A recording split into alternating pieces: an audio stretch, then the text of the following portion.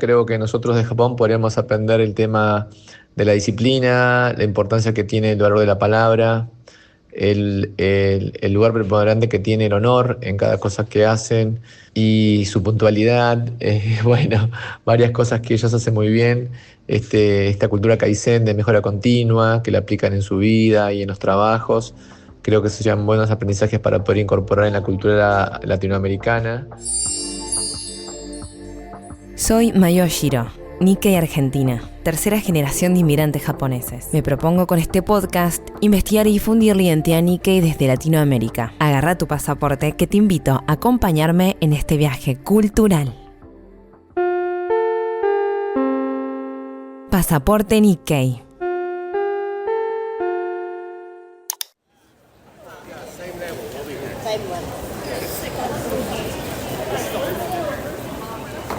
Estoy en este preciso momento descubriendo el aeropuerto de Los Ángeles. La verdad que no lo conocía, es enorme, enorme. Realmente estoy cansada, me duele la espalda, me duele bastante la espalda. No hay posición que encuentre bien, ni sentada ni parada. No sé si tengo sueño, me duele un poco la panza, no entiendo bien si es de día, si es de noche. 32 horas de viaje, me queda la recta final, me quedan 11 horas, el último tramo de Los Ángeles al aeropuerto de Narita, en Tokio. Ya estamos, la próxima vez que me baje del avión estaremos en Tokio. Este es el último episodio del podcast, como ya les adelanté. Me voy a proponer en este viaje grabar espontáneamente distintas reflexiones, narrarles de alguna forma cosas que me llamen la atención, situaciones con las que me cruce y hacerlos partícipes también de este viaje que siento que de alguna forma en el proceso de creación, de desarrollo, de elegir qué relatos entraban en el podcast, el ida y vuelta también con la gente que lo iba escuchando, los comentarios, bueno, siento que fue un proceso que de alguna forma dan como resultado este viaje o que concluyen con este viaje. Y para quienes creen quizás en el poder de la manifestación, me parece que de alguna forma lo estuve manifestando, porque se dio, si bien es algo que yo venía deseando hace mucho poder hacer este viaje, desde que me lo propuse efectivamente hasta que se concretó, realmente no fueron muchos meses. Así que claramente es resultado también de este proyecto del podcast. Y bueno, espero que lo disfruten este episodio y que de alguna forma puedan viajar un ratito conmigo a Japón. Hoy, en Pasaporte Nikkei, el regreso a Japón. Encuentro en redes sociales una publicación de un nuevo libro llamado Ikigai, Felicidad y Sabiduría Japonesa para Transformar tu Vida. Pero lo que me llamó verdaderamente la atención era su autor, Fer Nizawa. Fer tiene mucha trayectoria en el mundo corporativo, es conferencista internacional, director y consultor de empresas. Pero lo que más me intrigaba a mí es que Fer es Nikkei, es uno de los nuestros. Descendiente de okinawenses, que dicho sea de paso, este concepto del Ikigai es de Okinawa.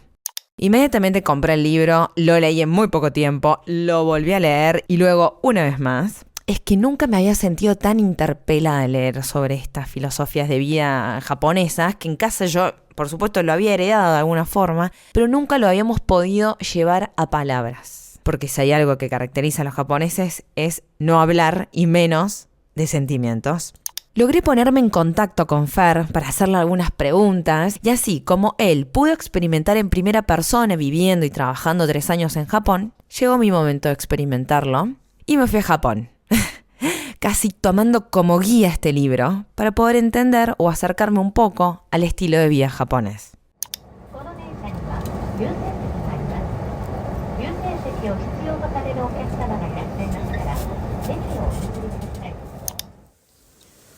Día 1 oficialmente, porque ayer llegamos muy tarde del aeropuerto y ya era de noche y estamos muy cansados, así que hoy oficialmente salimos a recorrer y nos vinimos para Harajuku esperando encontrarnos con un barrio súper moderno. Y apenas nos bajamos del tren, un bosque espectacular en medio de la ciudad y para sorpresa nuestra, un santuario sintoísta hermoso que realmente nos emocionamos. Estamos muy emocionados con Suri, todo el tiempo estamos muy emocionados. Es increíble cómo convive la cultura, la tradición en una ciudad tan moderna, ¿no? Nos compramos unos omamori, que son unos amuletos sagrados, que cada omamori tiene alguna función en particular, y nos los regalamos y llenamos el ojito que le faltaba a un daruma, que justamente el objetivo de ese daruma, el deseo, era venir a Japón. Daruma. Un daruma es un muñeco japonés tradicional, símbolo de la perseverancia y buena suerte. Se utiliza para fijar y alcanzar objetivos. Representa la figura del Bodhidharma, un monje budista, y se caracteriza por su forma redonda y sus ojos sin pupilas. El dueño pinta un ojo al establecer una meta y luego el otro al alcanzarla.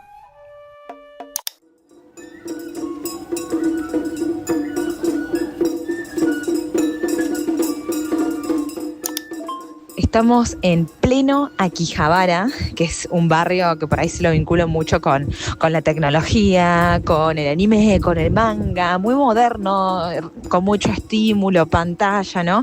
Y de repente se corta la calle y aparecen todos con sus happies de colores. Happy. Vestimenta tradicional de algodón muy frecuentes en festivales y celebraciones sintoístas. Originalmente eran usados por sirvientes de familias adineradas y con el paso del tiempo empezaron a ser usados por diversas organizaciones o tiendas, con sus respectivos distintivos en la espalda.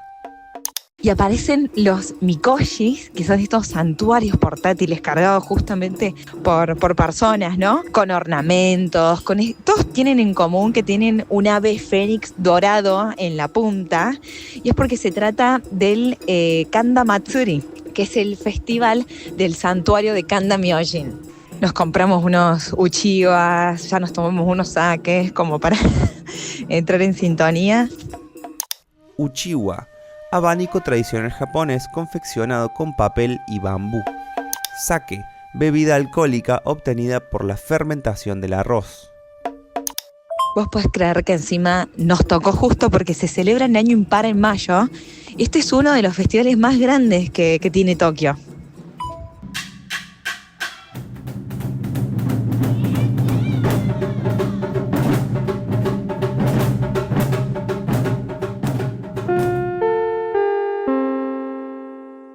Todo me llama la atención.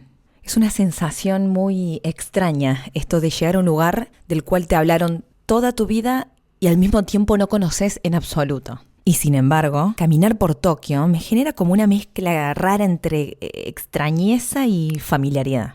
Vine a buscar algo, no sé qué exactamente, pero apenas llegué entendí que este viaje también iba a ser hacia adentro. Caminando por Tokio me doy cuenta de que lo que más me impacta no es solo lo que se ve, sino lo que se transmite en los gestos, en los modos, en cómo se desenvuelven. Y ahí aparecen dos palabras que leí en el libro de Fer: Kaizen y Omoiyari. Kaizen es la mejora constante. Lo veo en cómo te preparan una compra, en el tiempo que se toman, en cómo te sirven una bebida, en la prolijidad, en el detalle. Lo detallistas que son. Lo veo en la puntualidad, en el orden, la limpieza. Por favor, la limpieza es impresionante. De una ciudad que nunca frena, pero que tampoco te empuja. Cada acción puede demorar más, puede requerir más esfuerzo, pero si las cosas se hacen, las hacen bien. La buscan hacer de la mejor manera posible. No se trata de hacer más, se trata de hacer mejor. Y pareciera que nada que busque perdurar se construye de golpe, de un día para el otro. Es un pueblo muy resiliente, esto lo sabemos todos. Y esto del gambate, gambatene, que se escucha todo el tiempo, como un susurro colectivo de no te rindas, seguí intentándolo. Y a su vez esto no es como una cuestión individual, no es una meta individual, es algo que se logra en comunidad. Y bueno, y justamente Omoiyari, que es esta otra palabra, este otro concepto, justamente habla de la empatía, del respeto, de la armonía social. El acto de pensar en las otras personas antes de actuar. Y siento Omoiyari cuando alguien me señala con detalle cómo llegar a un lugar, cuando alguien se corre para que baje del subte, sin hacer contacto visual, solo entendiendo que hay un otro. En estos primeros días caminando por Tokio siento que estoy empezando a comprender en el cuerpo estas palabras que antes solo eran ideas. Fer, viste que se dice esto, que Argentina y Japón parecieran ser dos sociedades completamente opuestas. Pero vos sabés que yo en el fondo siento que hay más en común de lo que creemos. No sé si a vos te pasa lo mismo. ¿Qué hay de japonés en los argentinos y al revés? Sí, siendo lo mismo, que Japón y Argentina son sociedades opuestas, pero tenemos rasgos comunes que tienen que ver con esto. Somos pueblos solidarios cuando suceden catástrofes, como pasó en el tsunami en el 2011 en Japón o recientemente las inundaciones en Bahía Blanca. Todo el país se puso a disposición para ayudar y Japón como que funciona de la misma manera. Quizás, la diferencia es que Japón eso lo mantiene en todos los días, más allá de una catástrofe, y en Argentina quizás nos falta un poquito de esa conciencia del otro y este entendimiento que el bien común es más importante que el beneficio personal. Creo que no solamente en Argentina, sino a nivel Latinoamérica, ese gran salto de conciencia, el gran salto evolutivo que tenemos que hacer los latinoamericanos, ¿no? Priorizar el bien común antes que nuestro beneficio personal. Creo que nosotros de Japón podríamos aprender el tema de la disciplina, la importancia que tiene el valor de la palabra, el lugar preponderante que tiene el honor en cada cosa que hacen y su puntualidad, bueno, varias cosas que ellos hacen muy bien, esta cultura Kaizen de mejora continua, que la aplican en su vida y en los trabajos. Creo que serían buenos aprendizajes para poder incorporar en la cultura latinoamericana. Y quizás la sociedad japonesa podría aprender de nosotros esto de la capacidad que tenemos para sociabilizar, de valorar tanto la amistad, el contacto social, es muy importante. Yo creo que la soledad es un tema que Japón se está ocupando, pero creo que ahí tienen como una deuda pendiente quizás. Hay muchas personas que tienen poco contacto social, sobre todo en las grandes ciudades, y creo que eso en definitiva, los seres humanos son más seres sociales, necesitamos el contacto humano, por lo cual creo que el gran aprendizaje que puede tener Japón con respecto a los latinoamericanos es esto, ¿no? La capacidad de con poco poder reunir personas, agasajarlos, recibirlos en tu casa. Eso es algo muy poco común en Japón, que alguien te invita a su casa. Y acá en Latinoamérica, lo naturalizamos mucho y creo que está bueno esto de poder abrir tu casa a gente querida, compartir tiempo, momentos. Creo que sería el gran aprendizaje que podría tener la cultura japonesa de nosotros los latinos.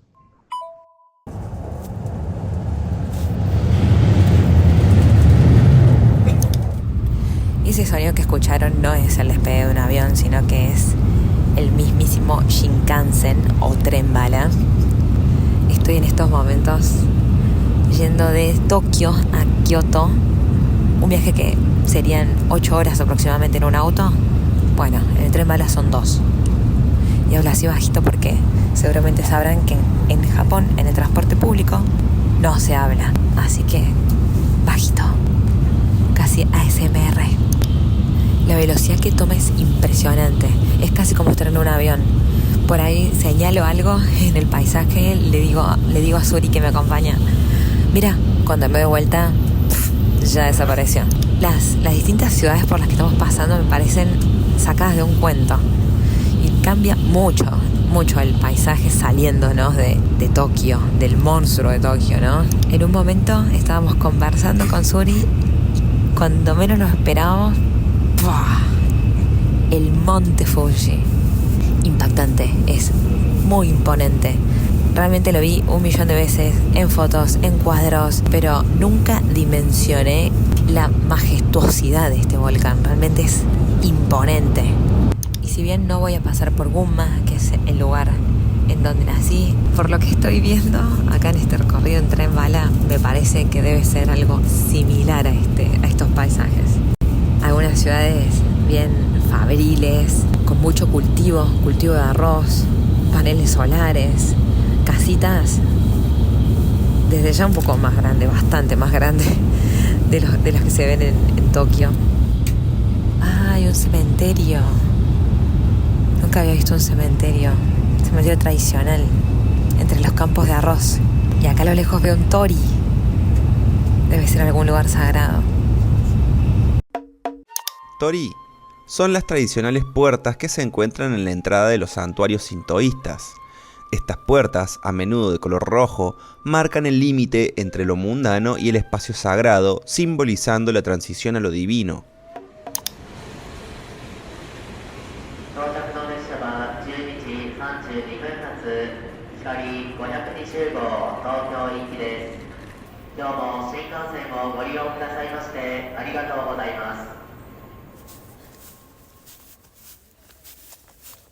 Es otra la energía de Kioto. Es una ciudad mucho más tradicional, con todas esas casitas y esas estructuras de madera y templos y santuarios en todos lados. Aprovechamos un día para ir a Fushimi Inari y caminamos y subimos puras escaleras que ya no nos daban más los pies, pero queríamos llegar a la cima del monte Inari, atravesando miles de toris. Fue realmente una escalada mágica. Cuando llegamos a la cima ya estaba anocheciendo, así que cuando bajamos se encendieron las linternas, las lámparas, y fue mucho más mágico aún. Aprovechamos otro día para ir a Arashiyama, otro pueblo cerca de Kioto. Aprovechamos para ir a varios santuarios, para ir a templos, recorrer el pueblo que tiene un río precioso. El día encima estaba espectacular. Nos sentamos a la orilla del río en un pequeño barcito donde te servían la bebida y la comida desde un bote a quienes alquilaban botes para andar por el río. Y unas obasan nos atendieron, muy simpáticas, y probamos un tempura de pescado espectacular, un tofu súper fresco que se te deshacía en la boca, una cerveza por supuesto, un asahi, y aprovechamos para seguir camino.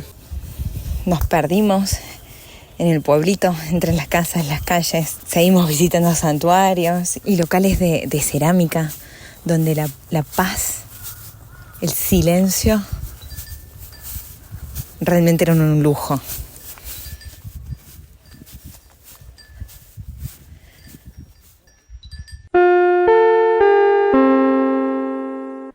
Y entonces entendí que acá el lujo no está en la ostentación. El verdadero lujo en Japón se encuentra en lo que tuvo manos, lo que tuvo tiempo, paciencia, en lo que fue hecho con dedicación. Como ese tofu fresco preparado por esas señoras del bote, como esa pieza de cerámica colocada con cuidado en un estante. Es un lujo que no alardea, no hace ruido. Y todo esto me llevó a una de estas filosofías que nos trae Fer, que es el wabi-sabi. Esto de abrazar lo imperfecto y lo efímero. Y también recordé el kintsugi, esto de reparar con oro una fractura, no para ocultarla, al contrario, para celebrarla. Porque justo ahí, en la grieta, en la pausa, también hay belleza.